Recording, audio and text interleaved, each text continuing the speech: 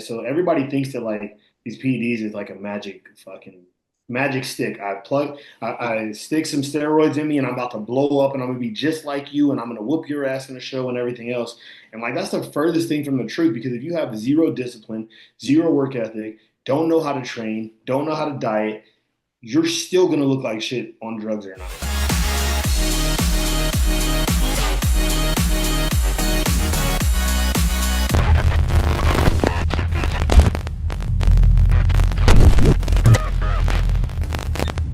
Disclaimer.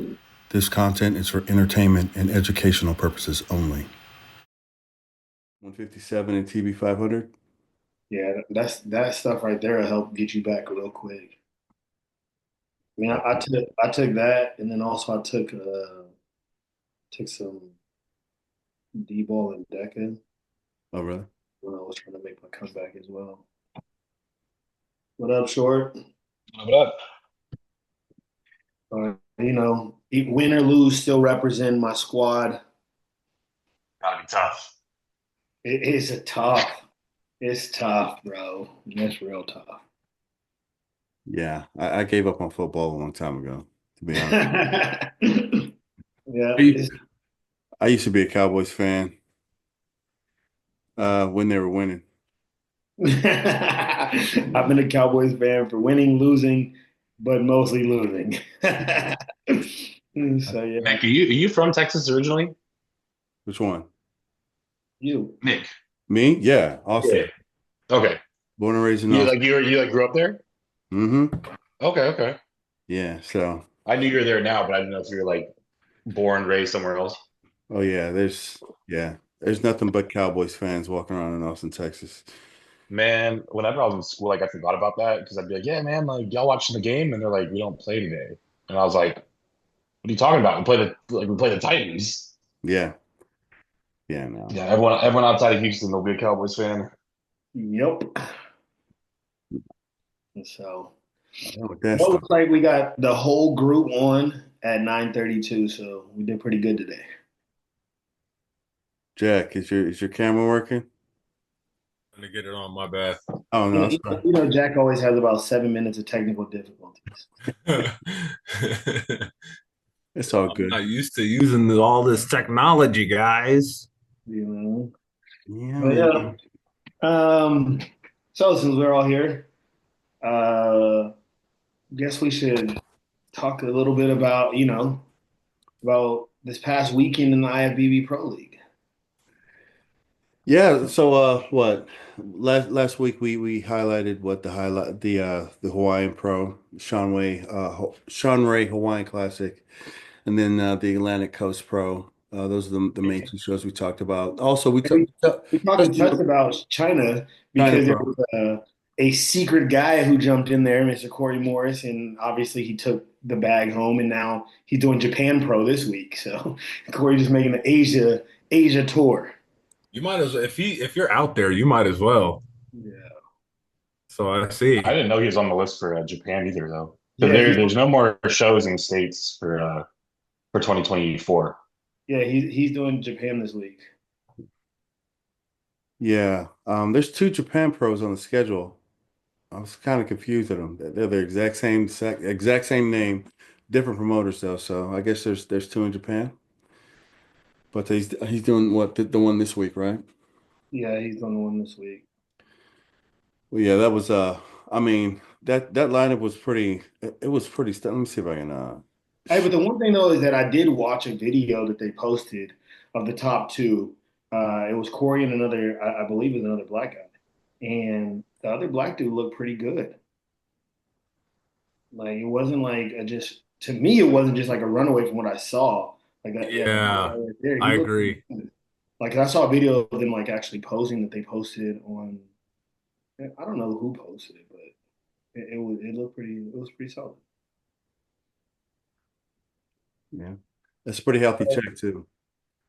Yeah, I mean that's what I was wondering though. Is that 15,000 yen or is that 15,000 US dollars? Oh It's yeah, got to be USD because yen 15,000 yen is like $7. yeah. Yeah, so I didn't know what that was. Let's see.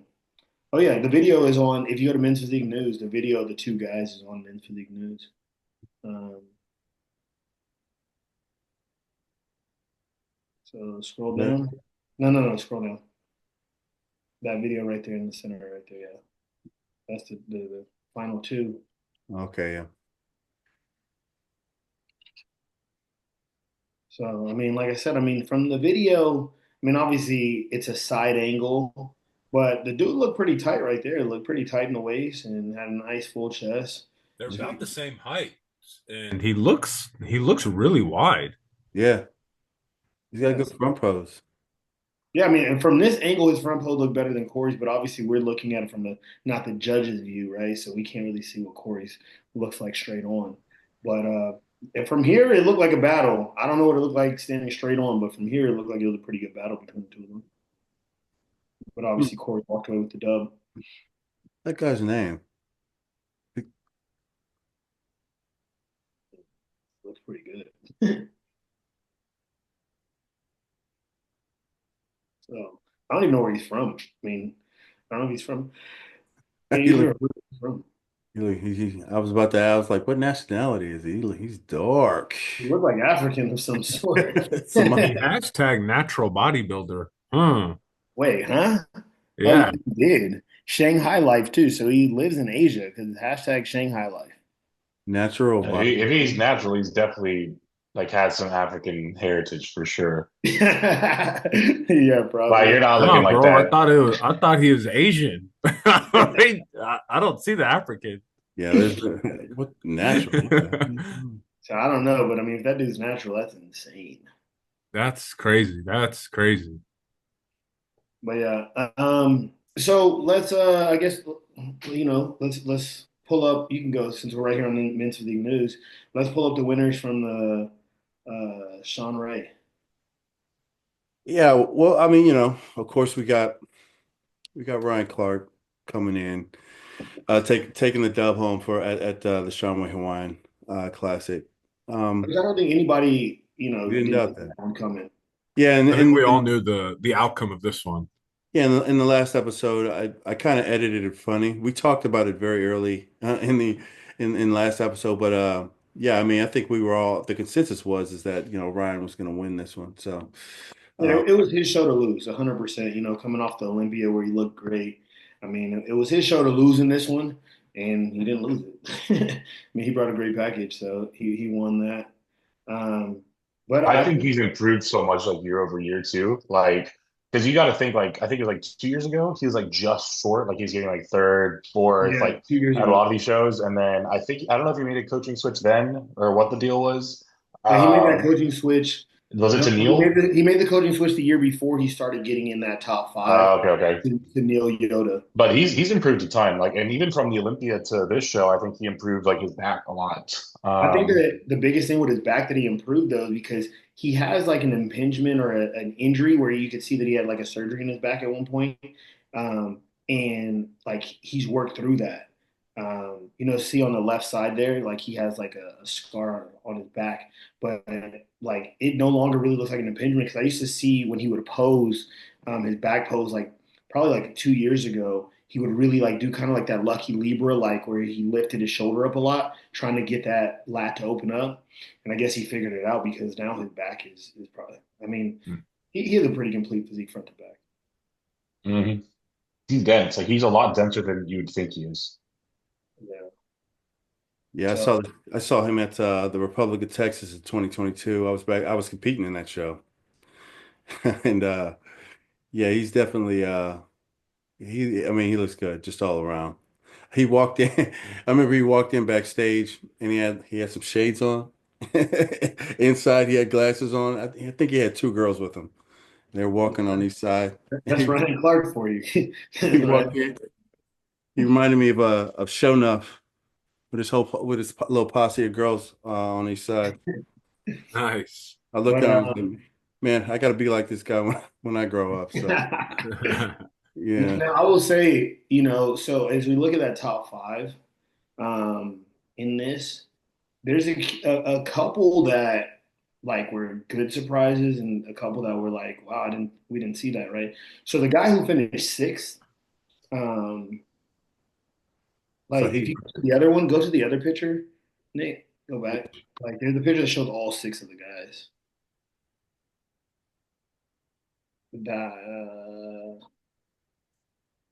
I thought that they had, yeah. Well, they don't even show it on that one. But the guy who got six, you remember we talked about him, and David, that was the one guy who you were like that you thought Hmm.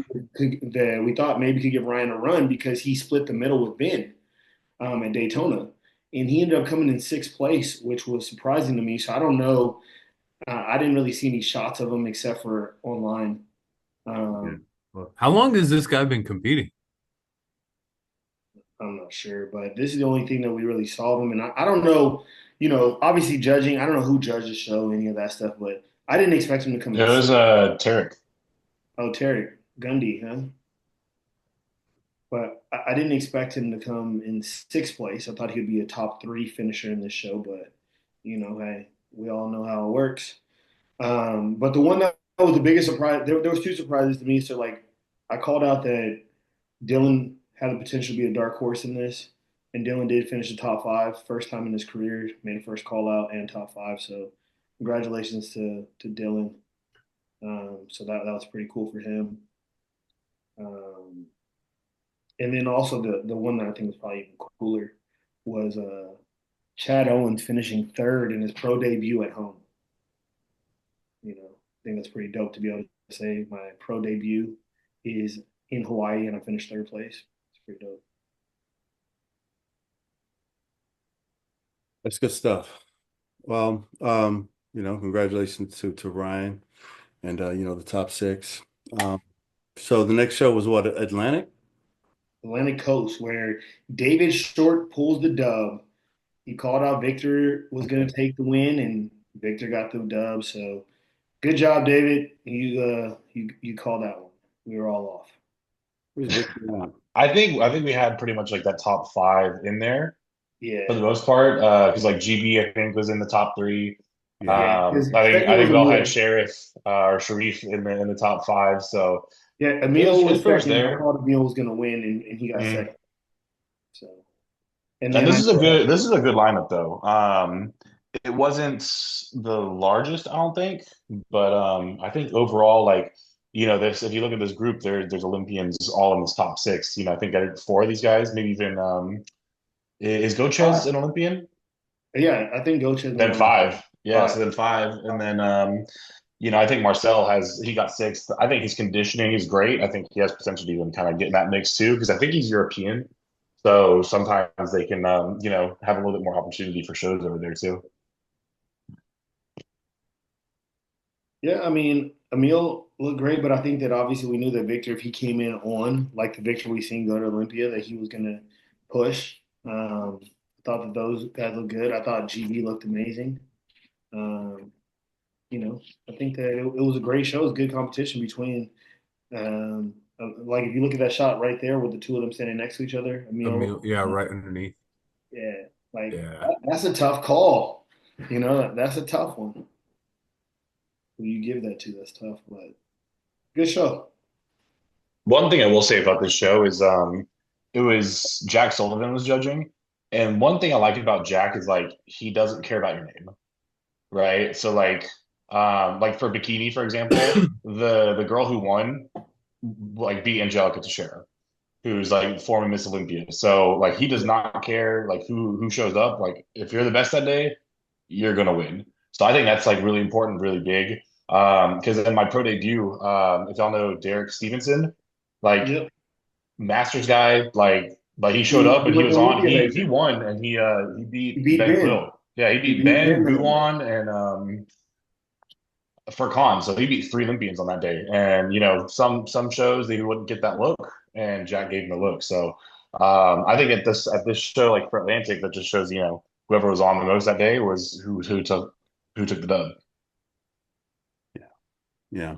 I mean, they all look good. I mean, hell, man. I definitely thought it was going to be GB, but now that I look at this guy's structure at what's his name? Victor? Victor, yeah. His structure is really, really nice. I mean, from head to Real toe. smooth, real streamlined. Yeah. But congratulations to Victor. That's good. That's good shit right there. So What are we talking about today? We are talking about uh something a little Hey, bit hold on, Nate. Nate, before you get there, we got to give one shout out. oh One who shout out to our coach. Coach Cuss had three guys qualify for the Olympia this weekend. that's right. That's pretty dope. In 1 weekend, have three guys. You know, he had Sabor in Classic, and then he had two Corey, and then Omar. Three guys qualify for the O in 1 weekend is pretty dope for a coach. So shout out to the GOAT. Shout out to Ariel. Um, There we go. good stuff, man. Um, we are talking about something a little bit more spicy this week. We're talking about PEDs. Ooh, scary, right? So I think today's the topic of today's I guess podcast is going to be over PEDs. Are they necessary? And when we talk about are they necessary, what I'm meaning is are they necessary? Well, we can do it this way. Are they necessary in the sport of bodybuilding as a whole? Of course, right? I think we will all have a consensus on that. But are they necessary for men's physique? And if if we do deem they're necessary, why? If we deem that they're not really necessary, why is that? Um, I think that'll give us a lot of leeway into a lot of conversation as to certain circumstances where they're absolutely necessary or they're absolutely not necessary. And I think that'll be able to bunny trail off into a lot of really substantive type of stuff that a lot of people who may be on the fence about implementing PEDs, they'll be able to find some information in there. And people who may have already started, they'll be able to kind of get something out of that too. But I think a good way to start off is to give a little tidbit about ourselves, if you want to share what your first experience was with performance enhancing drugs in the sport, because we've all experienced that. We're all assisted athletes, so if you want to share. That I think that would be kind of cool. We may Yeah, get a chuckle I'd out of like to it. Yeah. start. So my experience, I feel like there might be quite a few people that run this route when it comes to PEDs. Like the first couple shows, I want to say like the first 2 years, I did not want to do PEDs. I wanted to see where I land natural. And the first time I did a show, I was self-coached.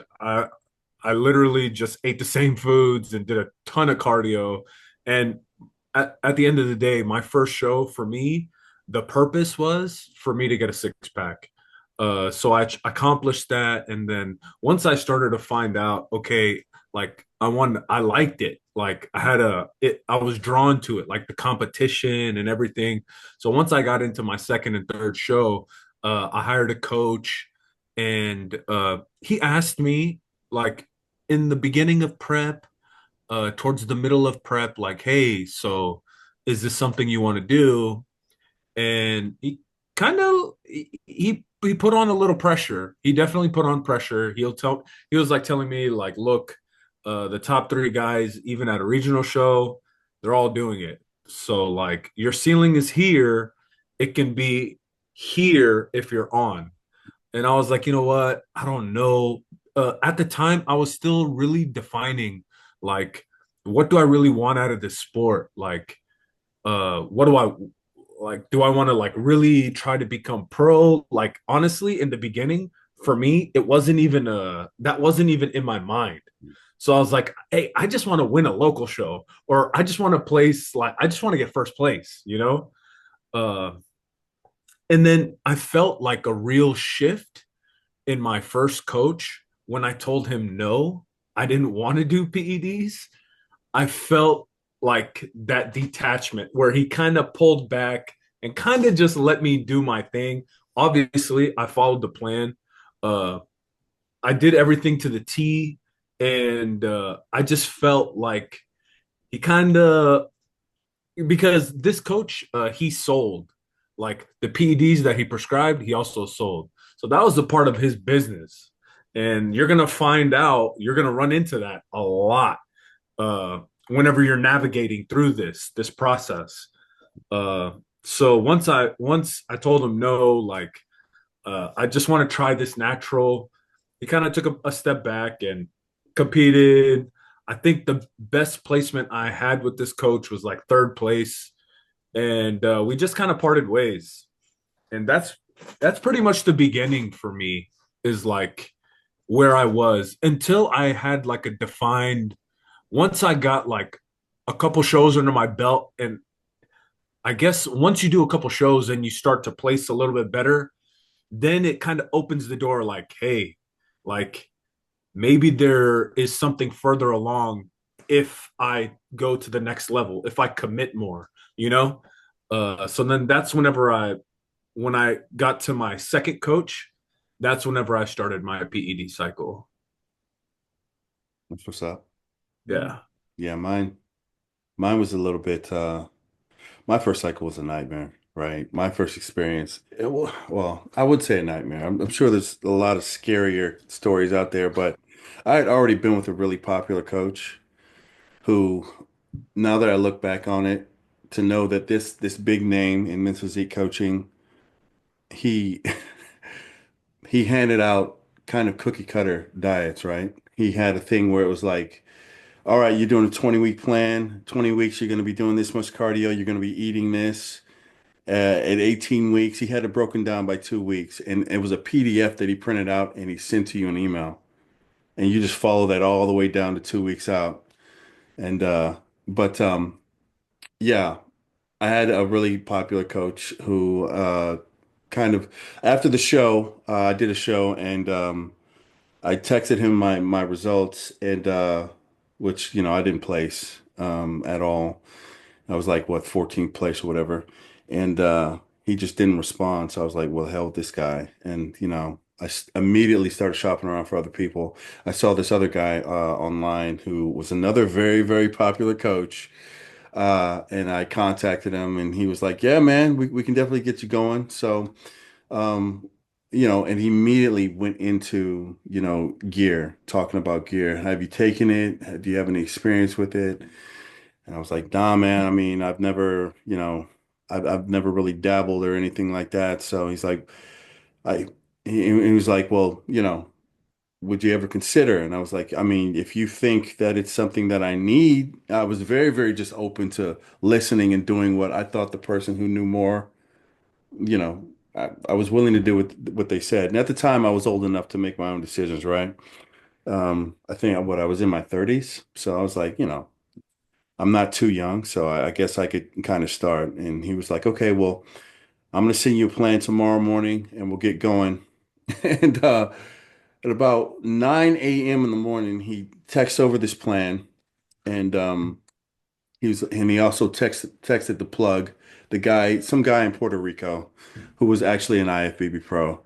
And he's like, this is the guy you're going to get everything from. He's going to ship it into you from Puerto Rico. So you just communicate with him.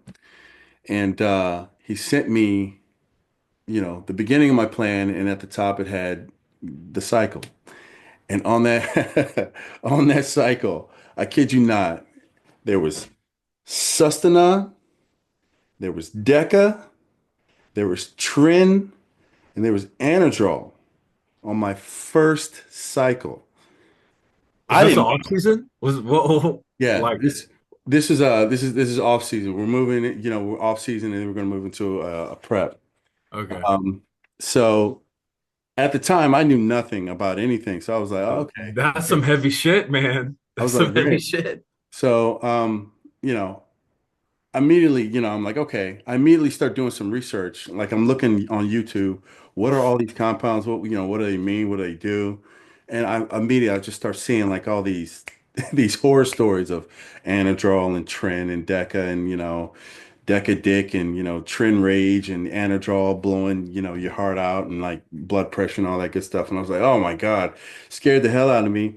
So I took what he gave me and I just chopped it in half. Like I remember it was 300 mgs of Sustain on a week, 200 mgs of Deca, 200 mgs of Tren, and 50 milligrams of Anadrol a day.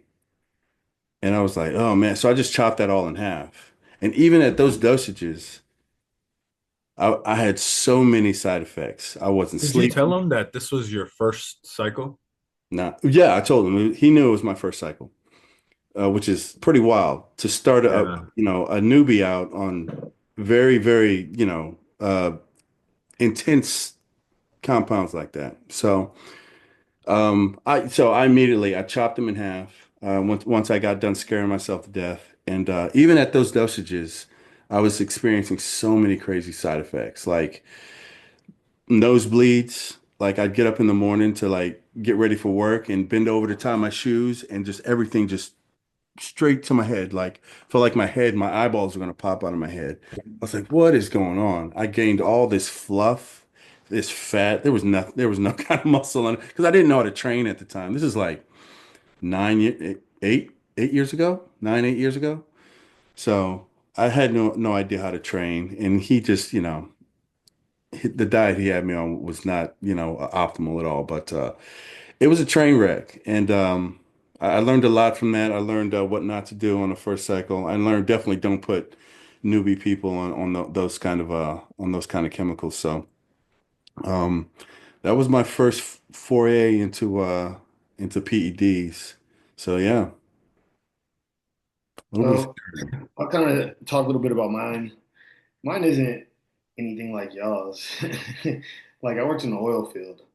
So, working in the oil field on an oil rig with a bunch of fucking, you know, dudes who sling iron, they all talked about steroids. So I didn't try any steroids working with those guys, but um, I was trying to like I wanted to get swole like them, and it was a bunch of country corn-fed white boys who was just like swole, and I was like, damn, I want to be like those dudes. This is before I even started bodybuilding, like so. I was like, how can I get like that? But I'm afraid to take steroids because it's illegal. I don't want to go to jail for taking some steroids. So found out about TRT and went to a doctor, and I actually did have low test. Test was like 200 and something. Yeah. So got on some TRT, and I was like, my start, but that wasn't really any drugs, right? That was just TRT, doctor prescribed. So then I started following all these guys on the internet, uh, like Rich Pina and who's fucking Juice Head, right? Then Cali Muscle, who at the time was a big time Juice Head. I read his book, like Ex-Con, Icon. I was like, oh man, all these dudes are like fucking jacked. I want to be like them. Uh, so then I decided to do my first bodybuilding show, and I just kind of like I hired a coach, and we never talked about steroids, and we just kind of did it natural. And I lost a bunch of weight, got in shape, and got my ass whooped at Battle of Texas. So came off the stage, and my coach was like, "Man, you really got the potential to be a pro one day." He was like, "But I'm gonna be honest with you. Everybody on that stage is on gear, and you're not." And I was like, "All right, so what are you trying to tell me?" And he broke it down to me real simple. He said, "You're taking a Honda to a Porsche race." He was like, so no matter how much you soup up that Honda engine, it's never going to be a Porsche. He's like, so if you want to race this race, you need to go get you a Porsche. So I was like, all right, so what do I do? And then he like gave me a bunch of list of drugs, and I was still working offshore, so I just hit up the corn-fed white boys who was slinging iron and was like, hey, bro, I need to get these drugs. And literally, like, I remember at the time I was married, and I told my ex-wife that I was thinking about it, but I didn't tell her I was actually going to do it. And I had a package show up while I was offshore full of fucking steroids, and she opened it, and gosh, all hell broke loose. Get your ass whooped. Yeah, Yeah, yeah, so that's kind of the way that I broke into the whole gear game, and then from there that was for off season. Did that in the rest So of your first gear protocol, was it an off-season protocol or show prep?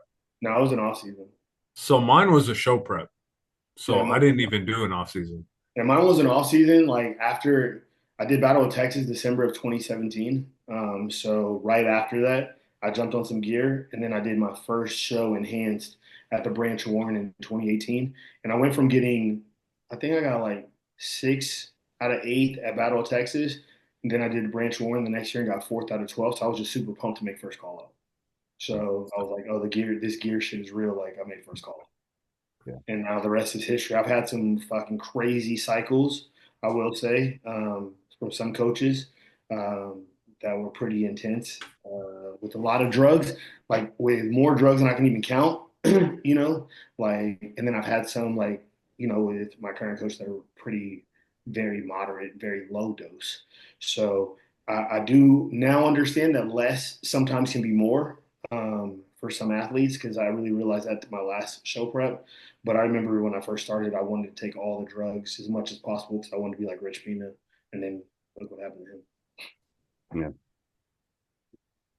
Yeah. I was kind of similar to Angelo, honestly. So I got into competing really young. I was 18, and I remember I showed up to my first show, and I was like, what the fuck are these guys on, bro?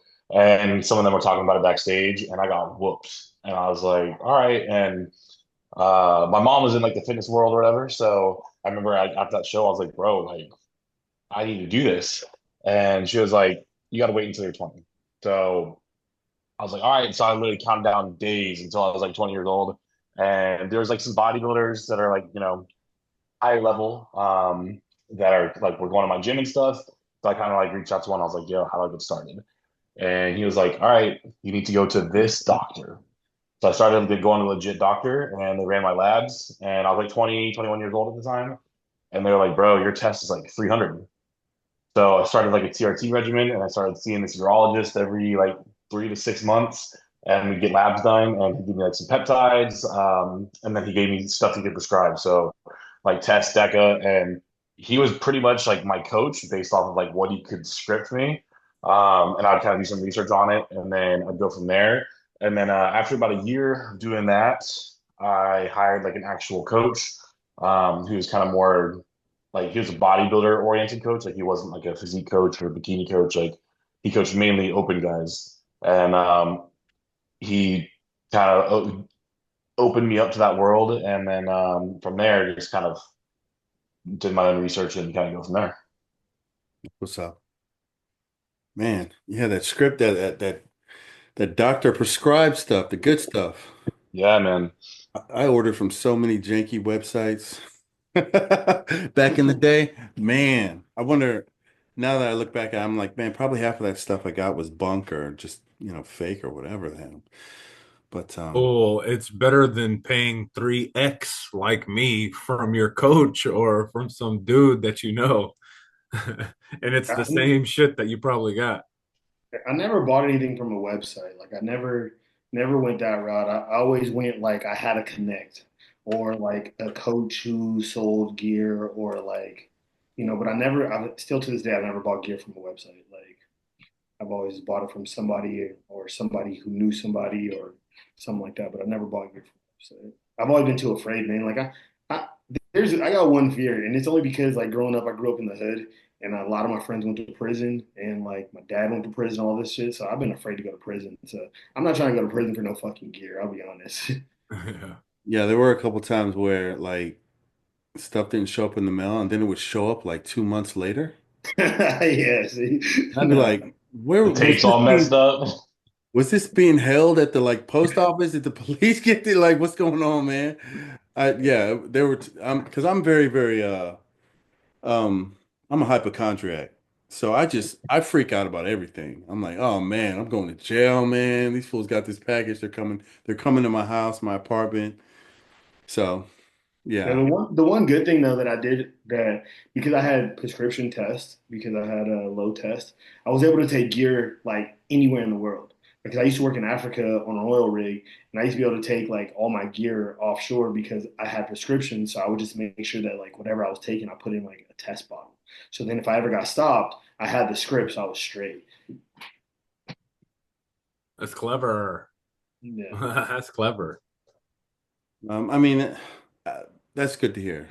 Like all of our experiences, and it actually it proves that, like like for example, with me, I was doing PEDs for a while and like competing at shows and doing horribly.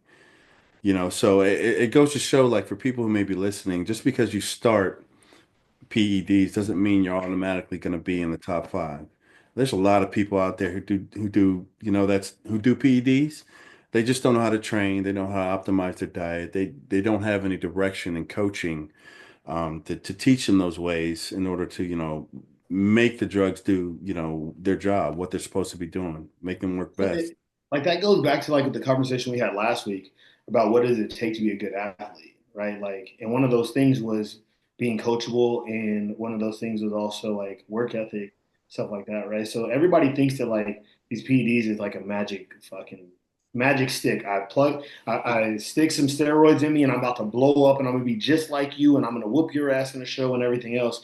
And like that's the furthest thing from the truth, because if you have zero discipline, zero work ethic, don't know how to train, don't know how to diet, you're still gonna look like shit on drugs or not.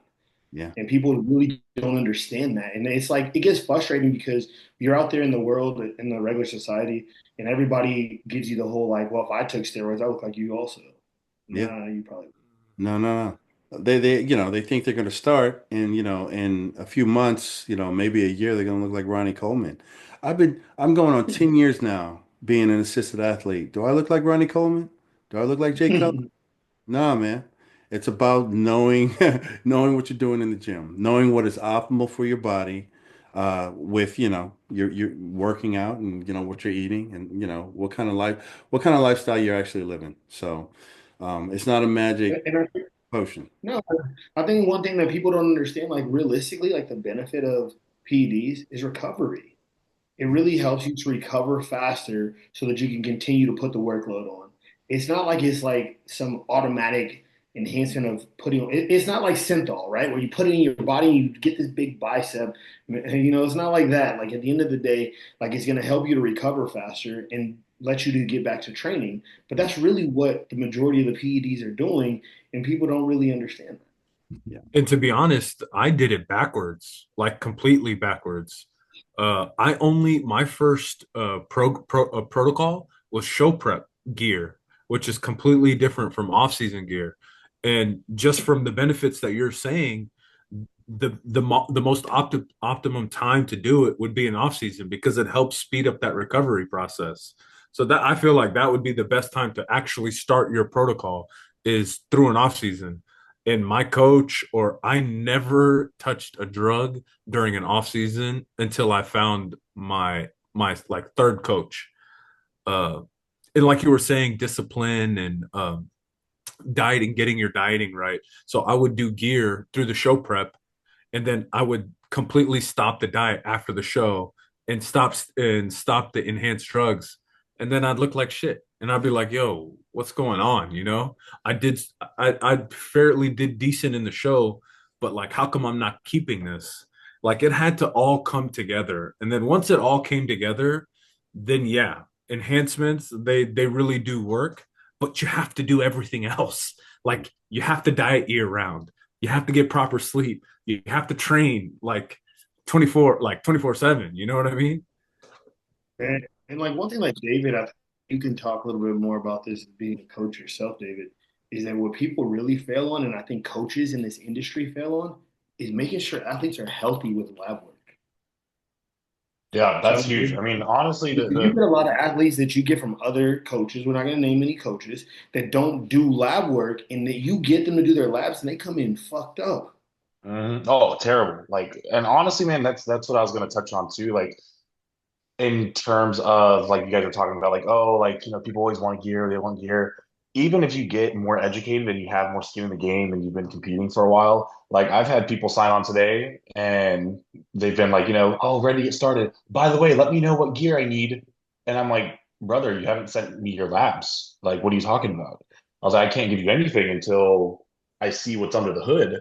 So, and a lot of people don't realize, like, if your lab markers are not optimal, your visuals are not going to change. Like if your kidneys are messed up, these drugs are only going to make your performance worse and you're going to make your appearance look worse, right?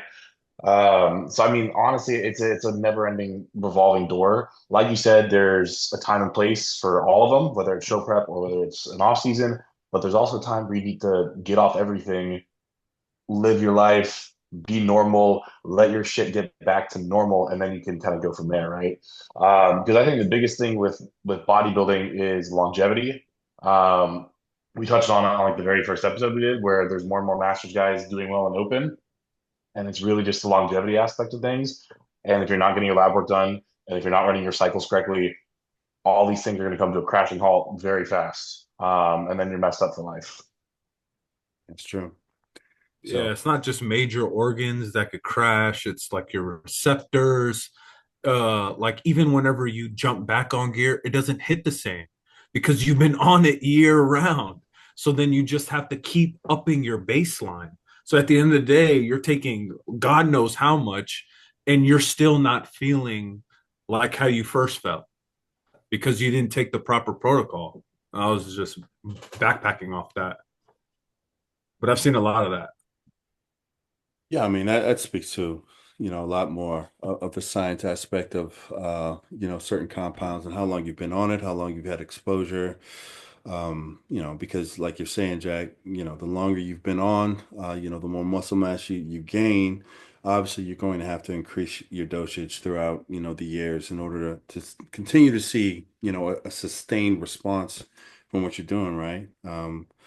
But I mean, now that we're touching on this, let's kind of jump into, do we believe that PEDs are necessary in men's physique? It's 100% what you want out of bodybuilding, I believe. It's truly based on what you want. So if you want to become a pro, if you want to become an Olympian, yeah, 99% of the people that are watching that are in this world, they're going to have to use PEDs. But if your priorities are different, like are you using this show to build your business or to become an influencer, you might not need it, bro. Like you might just need the credentials of getting on stage, or you just might need content. So I think it's based on what do you want out of the sport. And I that's a agree. that's a good way to frame it. Yeah. I agree on that. Is that it really? Yeah. Yeah. No, I mean, I agree on that. That it really breaks down to like, what are your goals? Like Jack said in this, right? But if your goals are to be an IFBB pro, then I'm gonna say I 100%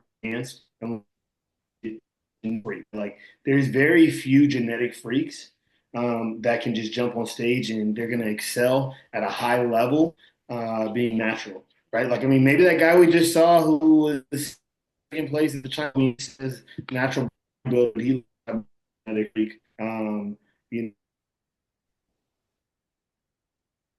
I It's think choppy. Yeah, you're chopping out, Angelo. But just to piggyback off that, bro, like there's LeBron James, there's Tracy McGrady's in every sport. Tracy McGrady didn't practice a lick in the summer. He didn't work on his game. He played a lot of softball, like, and he came out with an extreme amount of talent. You know what I'm saying?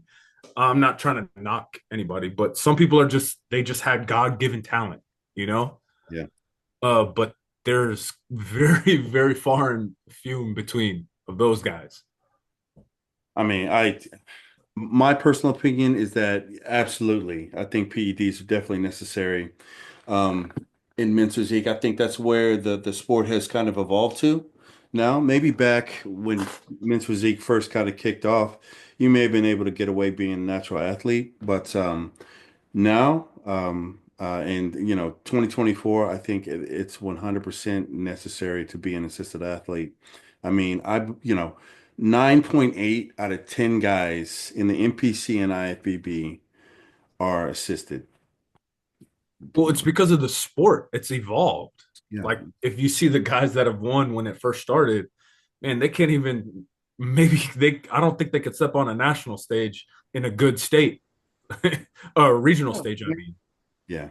we saw what's his name, Jeff Seed, right? Like Jeff Seed came back after I don't know how many years off, and he got blasted, and he had to go to like the natural division or something. Yeah. Yeah, I remember seeing that. I mean, good for Yeah, him. I mean, it's just that the game has changed, and I do believe that like unless you're a freak athlete, freak genetic, Which there that are. Which there there are are. there's a Don't few get it twisted. there's a few. No, I There's mean, but definitely a if we're few being out real, there. but if we're being real though, how many natural guys are in the top 10 in Olympia? 0. Zero. Yeah, Zero, yeah. right? I don't care. I don't care how not how genetically gifted you are. There David is Bro, goes zero. zero. how many people in the top three call outs are natural? Zero. Like, what are you talking about, bro? There's Yeah. probably two guys out of the 70 that are actually natural. There's the Ben Weeder winner, and there might be one other guy. Exactly. Yeah. Yeah. I mean, honestly, like the guy we just looked at, homeboy at China Pro, natural. No, What do so you mean? I have a question. Why does The fake everyone natty. like try to say that they're What's up natural? with the fake natties, right? Yeah, I'm What's like, up what do with you the mean fake natural? natties? What does I that think I mean? think that's gotten better though, especially like if you're. I think it's a lot different if you're a competitor versus if you're just like a YouTuber. Because there was a phase where like they crossed that they had a lot of intersectionality, but I think nowadays like you can be a YouTuber and a bodybuilder, but like you're not just doing a YouTube channel and you're like, all right, I'm gonna step on stage. Like I think there's bodybuilders YouTube channels, and I don't think there are YouTubers that bodybuild. Mm. Because I mean, there was a time when there was this fake natty craze. Everybody was natty, supposedly looking like. Okay, here's one for instance. Let me ask you guys this: Simeon Panda. I knew you were gonna say it, bro. I knew you were gonna say it. No, of course not. I mean, he's claimed natty his whole life. Yeah, he Well, that really was has. also the federation that he competed in. He competed in a show called Musclemania, and those were like natural divisions. And I remember because I did Musclemania when I was like 19, when I was still natural. And they basically did like they'd all do like three divisions. So they do like bodybuilding, men's physique, and they had this thing called model, where if you signed up for model, they didn't drug test you. So all these dudes would sign up for model, even though they're all juiced to the gills. Same with the Ulysses World guy. Yeah, Oh, really? Yeah. yeah. I mean, There's another one too. He did the Texas State. His name's Terrence Teo. I think he's from Malaysia or something. But he got in the top five in classic at the Texas State. But he did the same thing. That's how he got started. but that's the same thing with like the Ben Weeder Natural Show. I mean, you remember 2 years ago, what's her name from Wellness did Yeah, she did the yeah. Ben Sonny Weeder. Andrews. Yeah, and she had just come off Olympia stage. Can't tell me she was natty. What, you're natural for 3 months? Like, so now you're a natural athlete or what? The problem also gets muddy because it's like what's natural. Yeah. Like is TRT natural? Is taking Clen natural? Like are you going with androgens or are you going with any kind of drug?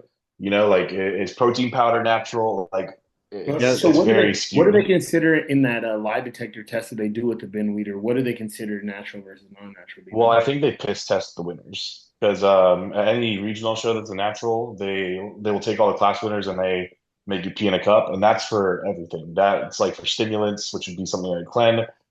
Any androgens will make it pop. What Like about peptides? HGH. What's an That what's probably an gets a little more androgen? murky. What's an And androgen? androgens like basically any anabolic. Mm. Yeah. But what about peptides? Will they make you pop? I'm not 100% sure. Because like let's say you're taking like Sermorelin, your like HGH levels or your IGF might be a little bit elevated, but like that'd be through a blood test, not I don't think you could really monitor that through a urinalysis. Is peptides the same thing as SARMs? Or are they different? They're different to a Those are degree. different. Yeah. Oh, okay. Yeah. Selective androgen receptor modulators are a bit different from peptides. It's weird, like in that whole category, sometimes they muddy the waters with them. Like I know that a few peptides, they were calling a few peptides SARMs like just 5 years ago, but now they've actually done some research on a few of them and determined, okay, this isn't actually a SARM, it's actually a peptide, those kind of things. Because I actually think they used to group TB 500 in with SARMs. Yeah, same with like ibutamorin. Yeah. That's like MK677. But Right.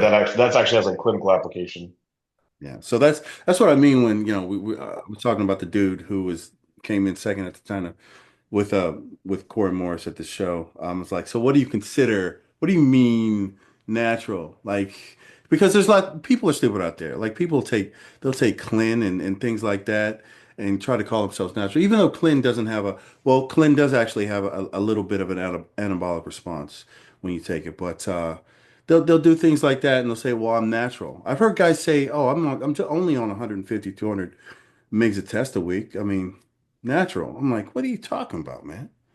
What are you Yeah, talking but that goes back to the question that David asked. Like, if you're on TRT, are you natural? Because about?" technically you're not, but technically you're just bringing your levels up to what a natural level should be. By the good Lord above, you're naturally supposed to have shitty levels of test naturally.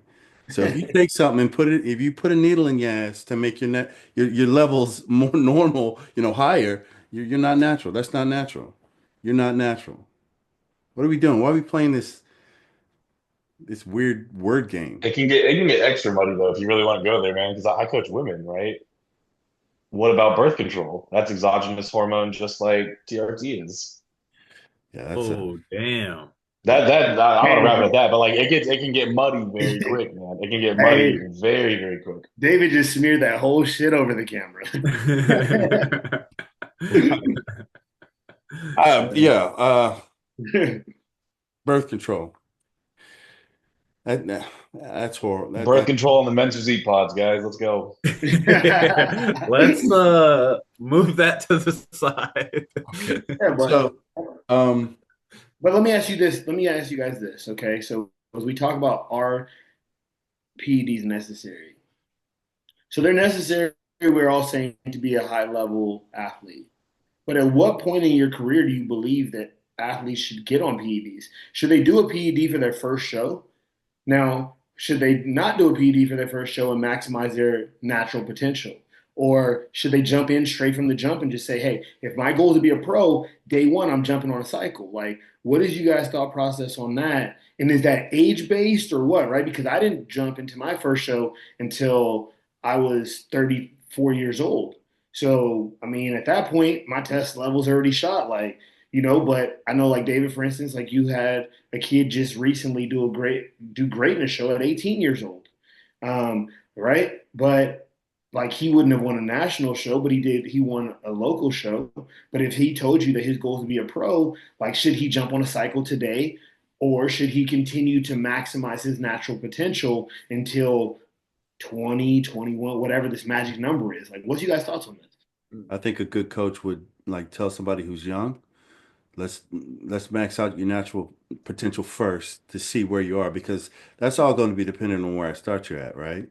But what Um, is your natural potential? What is a maxed out? Who is the judge of what is a maxed out natural potential? Yeah, my thoughts have changed. My thoughts have changed just because I've seen these younger guys like that white boy that won classic last year who became a pro. He's like Anton. 19. He's like the youngest The IFBB youngest pro. classic physique pro, what's the name, David? Anton. Yeah, Anton. Anton. Bro, if your goal is to be the best in the world and you're starting young and it's set in your mind that this is what you want to do and you have a coach and you're doing everything the right way, I completely changed my thoughts. Like Why go ahead. waste time, right? Like, why waste your time? Like why waste your time? Because there's young athletes right now like that are up there, Like they're exceeding what their expectations are. And it's, at the end of the day, they can make a lot of money off of this thing. I feel like it's kind of like the same thing as like, college players making money. Like it's a quicker route to their success. I don't think they should shortchange themselves if they know what they want. You know what I mean? and see right there, I think there's a good lesson to learn there with these younger people who want it immediately. You got to take your time, homie. Let's go through a few shows, max out your natural potential, see where you end up because who knows? You could be one of these genetic phenoms who doesn't need goo gobs of gear in order to be just as good as the guys at the top. You could be an outlier, where we could start you out real low and see how you go. Let's get a couple shows under your belt, see how you stack up before we just okay, let's get you on a gram a test and trend and do this and you want to go to the Olympia, so let's just blast you off. Let's just blow you up and Well, we all just said that the best way to start this is through an off season. Like whenever you do jump on gear, it shouldn't just be show gear. I understand what you're trying to say, but I mean, if the purpose is to be a top 10 IFBB guy, and he's putting in the work, get your reps in with shows. You got to get your reps in. You can't go in and do one rep and think you're going to be fucking Mr. Olympia. Get your All reps right. in. Hey, look, let's put it this way. All right, I'm gonna pass it off and I'm gonna put you on the spotlight, David Short. You coach 18-year-old athletes. What are you telling them? I think scope matters, like for all things. At the end of the day, it's up to the athlete, right? But you also have to remember the type of person that's attracted to the sport and this lifestyle is something that like it's a very addictive and it's a very like dedicated type of person. So they're gonna do whatever it takes if they think that they can get to that top level, they're going to do it. Like with the Olympics recently, like I remember they did a study, I think last Olympics, and they were like, all right, they polled every Olympic athlete, and they were like, if you could take a drug that guarantees you a gold medal, but it'll kill you in 10 years, would you take it? And I think it was like 85% was like, hell yeah. And you got to think most Olympic athletes are young. So like let's say a gymnast is 20 years old, they're down to die by the time they're 30 for a gold medal right now. And I think bodybuilding is very, very similar. I like Nick said, you have to titrate it up. You can't just full send it. But I mean, I don't see if an 18-year-old is perfectly healthy and they have the means and they have the genetics and they have the work ethic and they have everything up in a line and they're routinely getting their labs done. I don't see a huge issue with it, to be honest. Now I'm not trying to put 18-year-olds on a bunch of gear, but if someone's like, hey, like this is my career path, I think that's kind of irresponsible to try and deject from that if that's what they really want to do. Yeah. And if they're paying the coach. No, I agree. Guide them I safely. agree because I think this is the way that you I think you cut out again. right. You didn't pay his Don't bill. my copy again. I think you're cutting out. Yeah. Yeah, I'm upstairs. I don't know. Sometimes the internet sucks up here. All good. But Not all good. yeah, I mean, guide them safely. I mean, like David is right.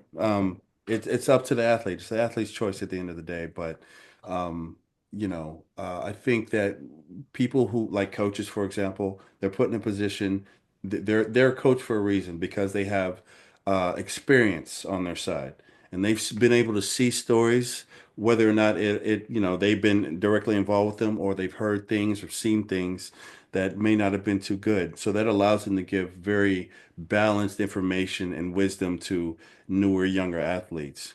I do Yeah. see the And potential.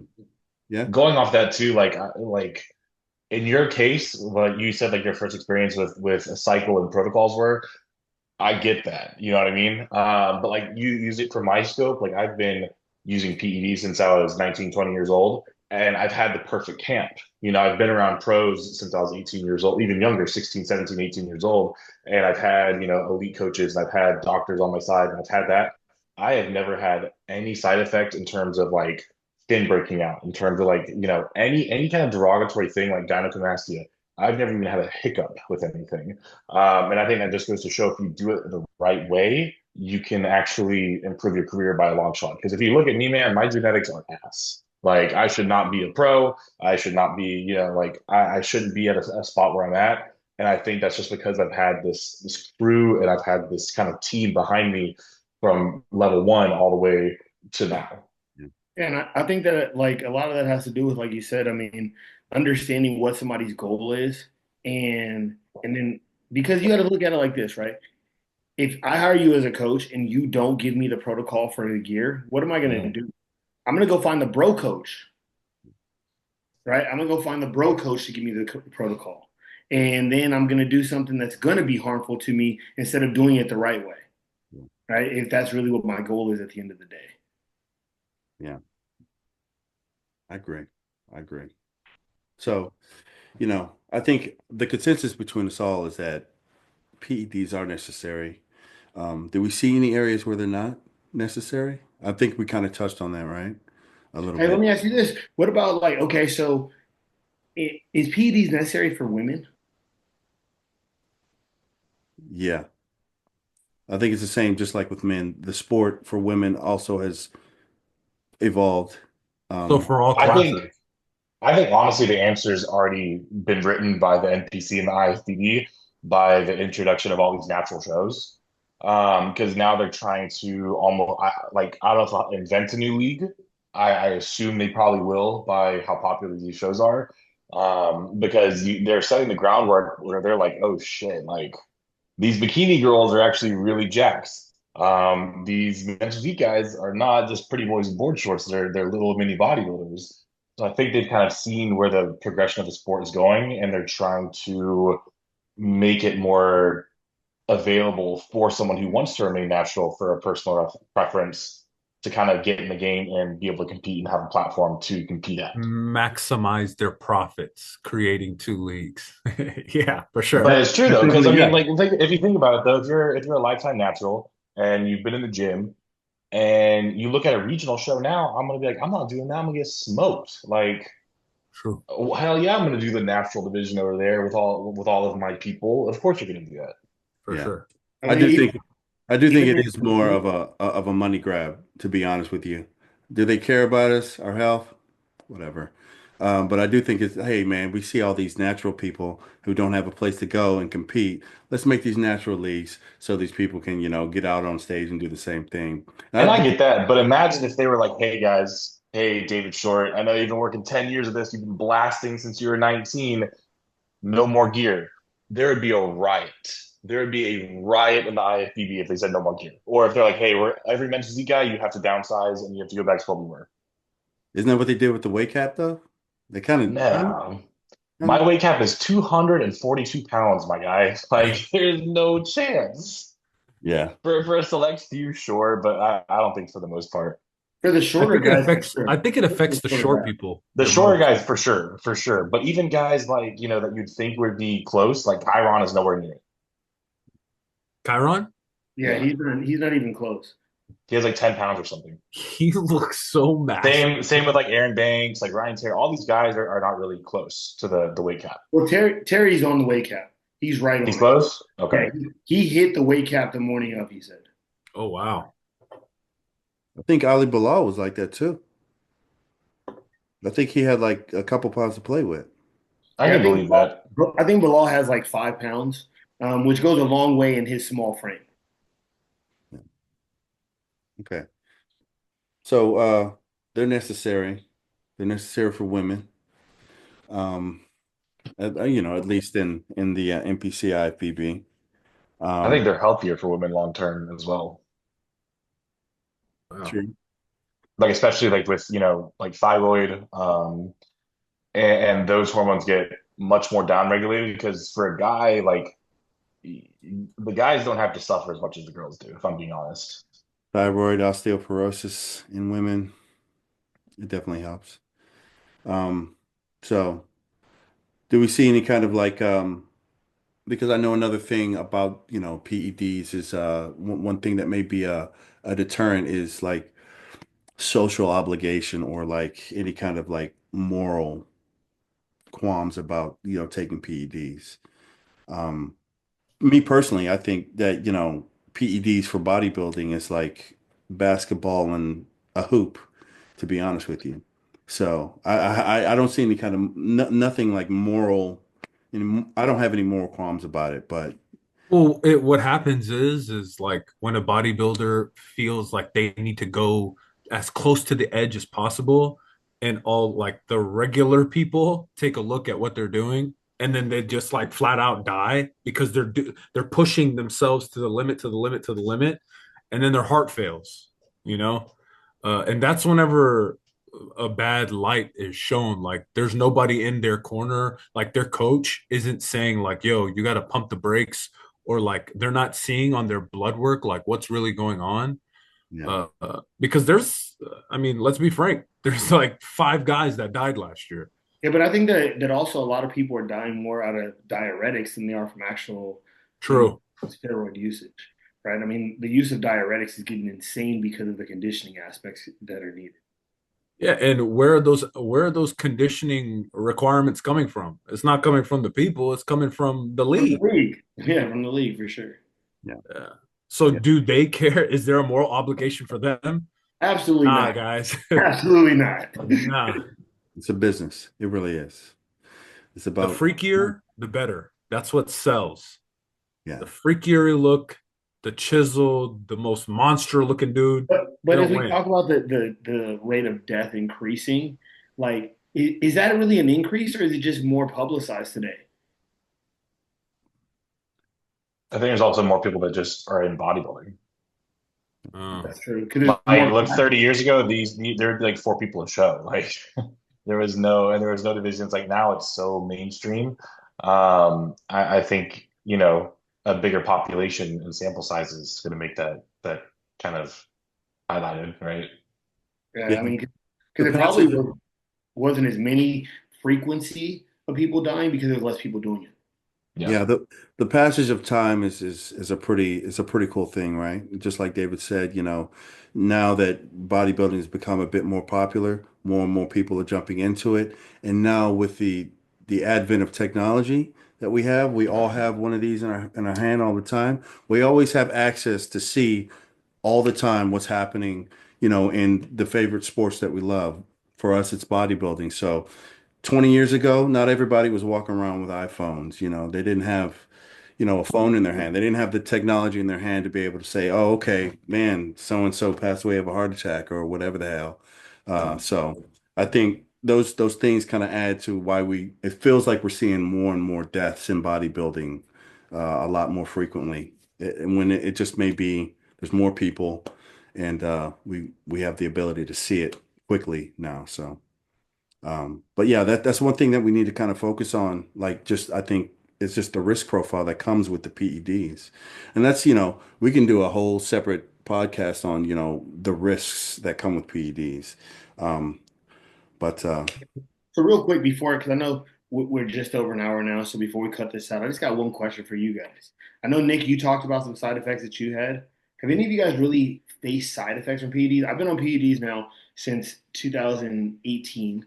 And the only side effect I've ever had from PEDs, honestly, is just sex drive being through the tank. And the more I talk to David about this, a lot of that has to do with food, less about the actual PEDs than it does just my food intake being lowered.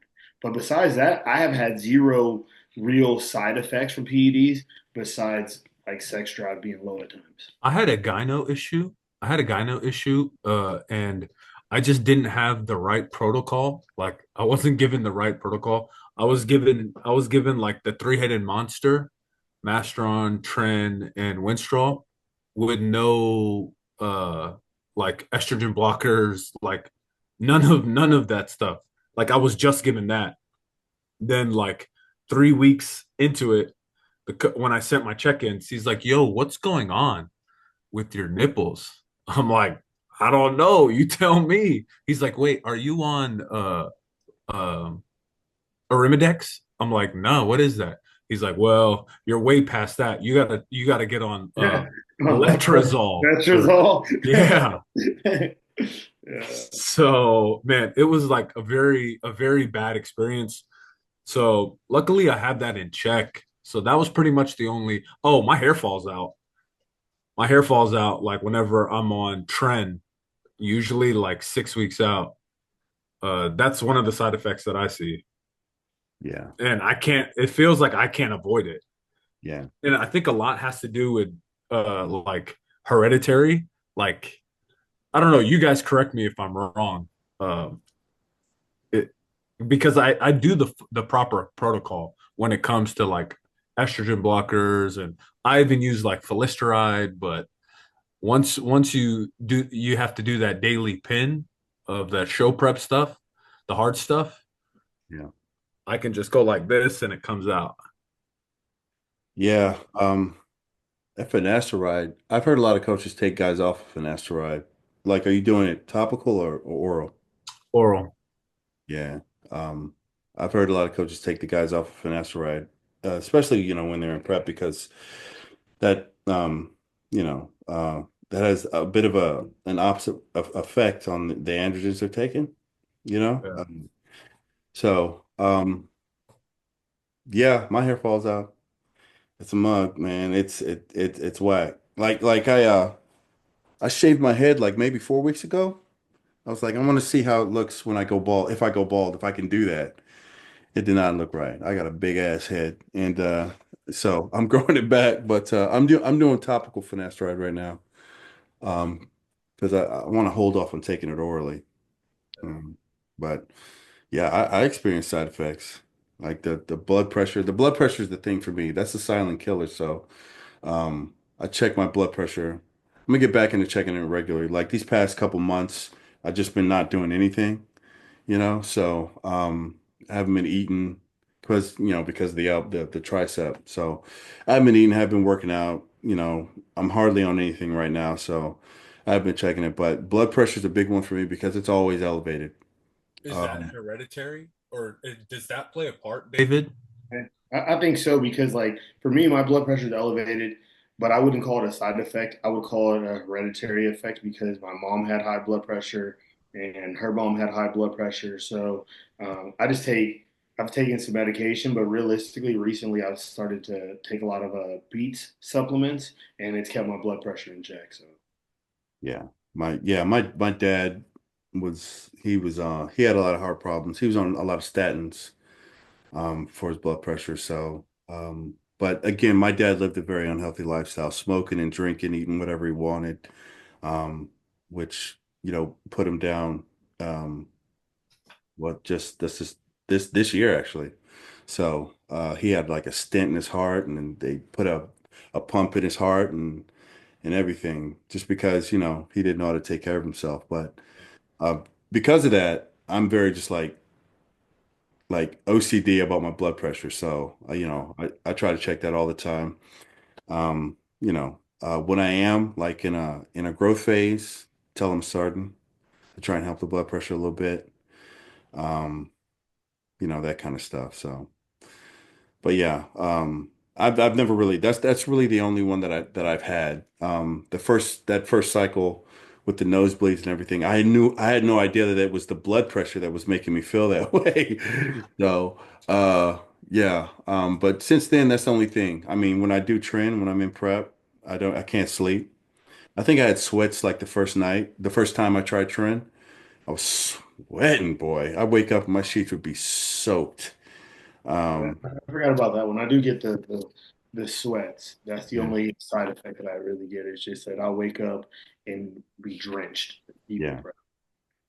But I mean, that's about it. My wife says I get a little bit more cranky, but I'm like, That's probably because of the food, Yeah, the that's a lack of food. deprivation of food. It has nothing to do with drugs like that. Yeah, Honestly, you're just hangry. yeah. hungry. But yeah, People get that real confused. Like people think that like right when you needle yourself, you start raging. Like I've never raged before in my life. Why would I? It's not even like in my genes to do that, you yeah. know? The next time you see a guy at the gym start to rage out, and he's like, "Oh, this guy's probably on trend," pull out a candy bar and walk up and give it to him. Watch how that anger just. I feel like also like they were already angry. Like they were already an angry person. Yeah. So that probably just highlights that feeling, for them. Hey, Dave, like I always bring it back to you as a coach. Have you had a lot of athletes or athletes come with you with like some crazy side effects? Not a ton, because usually like these side effects will get heightened if like the dosages are crazy. And I always tell people like the poison's not in the compound, it's in the dose, right? So like something like a trend, like where it's really supposed to be run at a pretty low dose. If you start pushing that dose higher, you're gonna those side effects are gonna be amplified. Um, the only kind of compound I've had an issue with personally, and I don't prescribe to any athlete, is EQ. One, it's like carcinogenic, so it's like it can literally kill you over time. And then two, my anxiety gets through the roof. So Hey, bro. like Hey, we're supposed to be friends, and you let me take EQ all the time. that's your coach and your protocols, bro. But I don't have any athlete with taking EQ. I usually keep my off seasons a little more lax, and I'll push it through usually like a DHT or something to get the androgen load up. But yeah, I usually try and avoid EQ, and even some other like nor-19s can elevate like anxiousness, which I can definitely see. So I run even those compounds. Like nandrolones and Nors at a lower dose. What about the hair, man? That's usually hereditary. Like for me, I'm the opposite, man. Like whenever I was natural, couldn't grow facial hair, and now like my hair grows like crazy. Like I get a haircut every week. Like I have to shave now. I never had to shave, so my hair grows back like super super fast. So it's just hereditary more than anything. But usually, hair thinning is usually a result of DHTs. A result of what?